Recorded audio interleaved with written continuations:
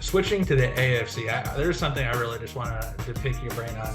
I just want to know who you think is going to win the AFC South next year, because that is going to be a really competitive division. And I know you love the Titans, but that Easy. Titans. really,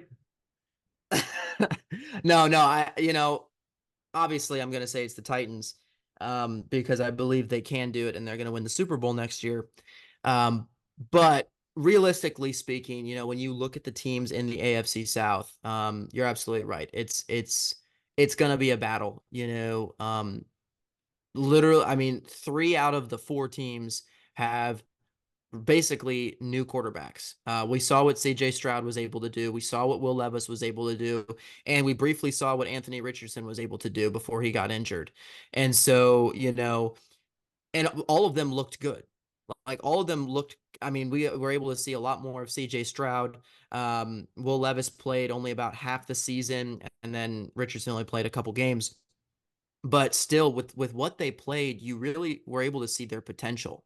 I think the Colts could have gone so much further if they weren't relying on Gardner Minshew. And Gardner Minshew is a great backup quarterback, but there's a reason he's a backup quarterback. If Anthony Richardson was still with them and didn't have that season-ending, I believe, shoulder injury, the Colts could have easily won the division. Easily won the division, I think, over even CJ Stroud and the Texans.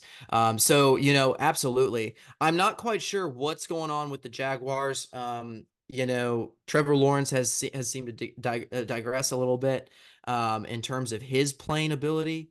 But they still have weapons down there in Florida. So,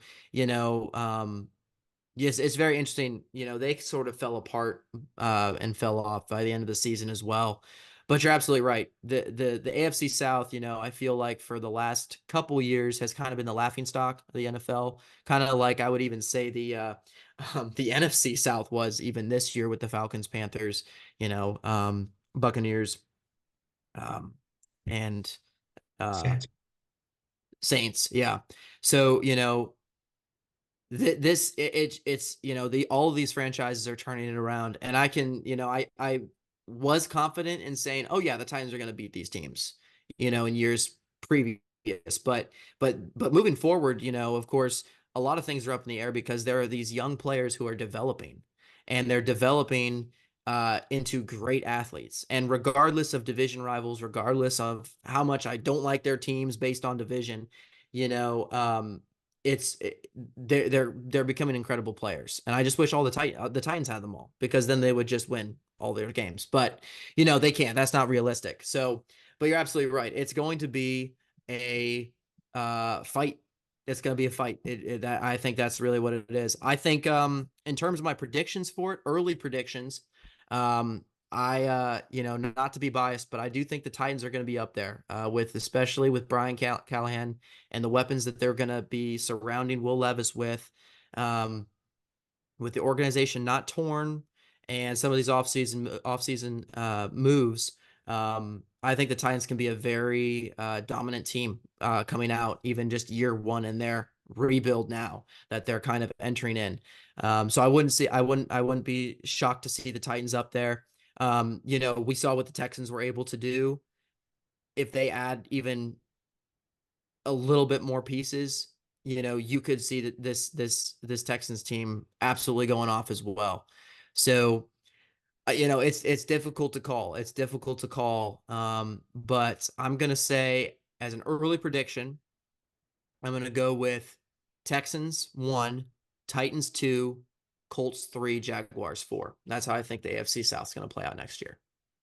Okay, I disagree a little bit with you. So you said Okay. Titans won. Titans 2, Texans Colts 1, won. Titans Texans 2, won. Colts 3. Okay, Colts 3. I think the Colts are going to win the AFC South next year. Now, that Interesting. might be kind of crazy, because if you look at their impending free agents, right, you have Grover Stewart, their starting defensive tackle, Kenny Moore, their best cornerback, Gardner Minshew, backup quarterback, Michael Pittman Jr., their best wide receiver, Isaiah McKenzie, Yep. their third best wide receiver, Julian Blackman, a starting safety, Gerald Gennard Avery, rotational defensive lineman who was pretty impactful this year, I would say. They have a lot of guys similar to the Buccaneers heading free agency this year. And a lot of these guys are also older. Outside of Michael Pittman, all of these guys are like 28, 29, 30. So they're going to have a lot of holes on their team. But I think they foundationally have a really good offensive line. I think they're going to probably franchise tag Pittman and bring him back. And then I think they can add a lot of pieces to their defense through the draft. Um, when you get Anthony Richardson back there, the dude who can, do it all. He can run, he can throw. He's really raw, but he's super talented. He reminds me of almost like if Lamar Jackson and Josh Allen, you combined him. Like he's got Lamar's speed and Josh Allen's arm and Josh Allen's ability to just kind of like take off at a moment's notice and make a game-changing run. And it's just he's a really amazing guy, really amazing quarterback. And I think you put all these pieces together, that's going to be a hard combination to beat. I think the Texans are going to be a really close second.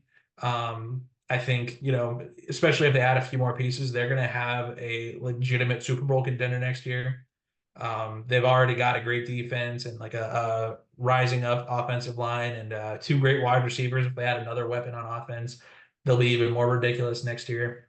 And then the Titans, I think they'll be number 3, but I think they're going to be a pretty high up number 3. I think they're going to make the playoffs as a wild card team. And I don't think it's going to be a ton of distance between the Colts, the Texans, and the Titans next year, especially if the Titans manage to go out and build up their offensive line and add a wide receiver like we talked about. The Jacksonville Jaguars, on the other hand, I think are going to be pretty clearly number 4. Trevor Lawrence seems to me he's declined quite a bit since last year. Absolutely. Yeah. It's not common for a quarterback to decline like that and then just automatically rebound the next year. The Jaguars have a talented team, but they're playing not very good right now. And it's hard for me to see that changing next year, especially when they lose, whatever free agents they aren't able to re-sign. I just, the way Trevor Lawrence is playing, the way it's been declining, I think the Jaguars will be a distant 4th place team. And then you'll have those other 3 all really close up at the top there. Colts, Texans, Titans, 1, 2, 3. All in the playoffs would be my guess. But they'll be really close. So I wouldn't be surprised if those 3 teams were, in the division in any order. I think all 3. Yeah, absolutely. I think it's going to be definitely close with the 3 you're saying. With the Jaguars, I think if Trevor Lawrence was not taken first overall, he probably wouldn't even be the starting quarterback of the Jaguars this year. And I think that's just says a lot about, them having hope that he'll turn into this guy, but just the regression that he has had, you mentioned it, it's hard to come back from.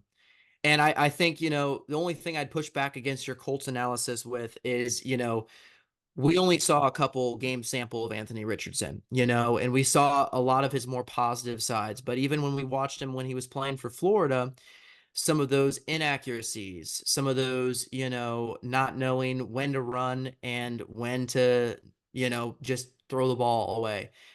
Some of those things we didn't necessarily see at an NFL level yet. Given him, if he played as many games as Will Levis played, and we saw a better sample before, of course, he got injured, I would say, and if he played as well as he did with those first couple games, then absolutely, I think you put the Colts above the Titans. But that's just my reservation. That's why I'm putting them at 3, because we only saw a small sample size of Anthony Richardson. And if he is their guy going forward, which he absolutely is going to be, I need to see a little bit more from him before I can say, yeah, absolutely, they're winning the division. That's a very fair reservation to have, but it's kind of like when we were talking about Justin Fields earlier. I said if you put him in a certain system, I thought he could be successful.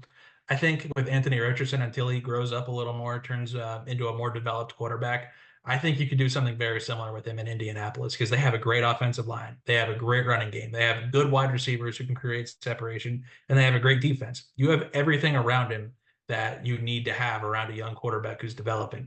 If you run the ball both with the running backs and with Richardson, and you make easy passes for him to complete, simple first read guys are open maybe 10 yards downfield or whatever. Every once in a while, you ask him to throw a deep ball with that, giant rocket launcher he has attached to his body. Yeah. I think you could see the Colts offense be very simple and yet very effective, at least effective enough to outscore opponents going up against their defense. And I think you can see them be a very successful team next year. But like you said, we don't know exactly what will happen with Anthony Richardson. Maybe he comes back and he doesn't look like himself post injury.